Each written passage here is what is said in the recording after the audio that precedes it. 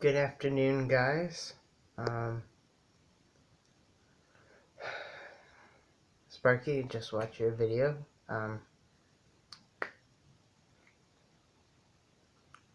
Good job on, I forget who it is that won the prize, but hope you can put it to good use. Would have been nice if I could have had the money to pay for. Now it would have gone, well, what it would have gone to would have been financing, fixing parts and whatnot on these locomotives.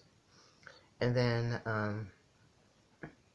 start building a layout or getting some more Unitrack to build a layout.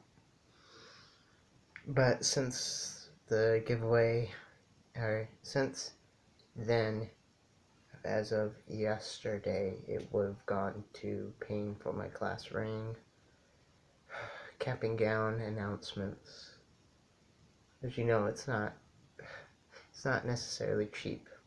So, this video, I'm going to keep it short, simple, under 5 minutes, hopefully. But, I am going to show you guys everything that I have as far as trains and what God has blessed me with so far in the model industry. Anyway, so let's take a look at what I have. We'll be right back.